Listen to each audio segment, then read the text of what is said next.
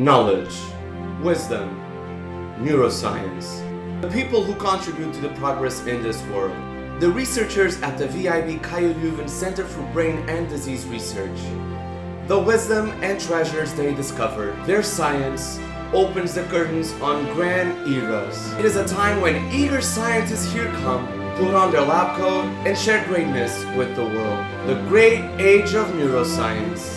But who really are these amazing people? And what knowledge and treasure troves are they discovering and how? To observe researchers in their natural habitat and find out all the answers to these burning questions, this is Wild Lab Life. What if your brain could press pause and not break? Hibernation. So much we think we know, so much we don't. Why do some animals hibernate and some don't? Are environmental cues the only reason for this process? Who would research this? I decided to go out and observe a researcher that could help me understand this. Is hibernation something exclusive to a specific group of animals? We do know mammals such as bears, bats, and hamsters, and also birds, honestly, are able to hibernate. But could we humans also hibernate? Enter Anastasia Mallopoulou, the researcher in this episode of Wild Lab Life. To fully grasp her research and this concept, we need to understand what she does during her day and break this myth. Hibernation is just sleep. A researcher's day at the Verstreken Lab goes through many stages. 1. Computer work. 2. Wet lab. 3. Breaks and meetings. But it's not just working in the lab that makes a scientist, but it's also the ability to conduct research from all perspectives that makes the progress.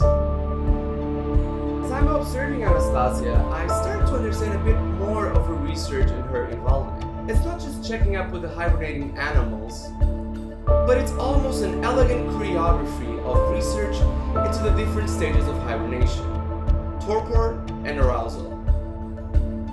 First, there is torpor, which can last anywhere from a few hours to several days, in which a hamster's entire system slows down. It's a deep metabolic slowdown. Then comes a brief moment of arousal and internal reboot. The hamster wakes, moves, eats, maybe takes a sip of water, and then goes back to sleep. The cycle of pause and restart is random. It is finely tuned. And this is exactly what researchers are trying to understand. Filled with purpose, I soon find Anastasia to be focused on her mission, as she analyzes an important piece of the story of how life can slow itself down. But the questions remain burning in my mind. Why is this researcher doing this, and for what? Hibernation could seem simple outside, but what happens inside seems very complex. How genes, proteins in the brain react to metabolic pause and play in these hamsters. How can we figure this out? These questions are for the future, because there is so much to know still, so many puzzle pieces scattered. And I came to the conclusion that, all throughout her habitat, Anastasia is also one of the many pieces of a team whose research stretches far beyond the lab bench and tries to answer these questions. We now know that hibernation isn't sleep, but survival. And the more we understand it, the closer we get to unlocking something once thought impossible. Pressing pause on purpose. This is the Wild Lab Life, and this is just one of the many stories here that are shaping the great age of neuroscience.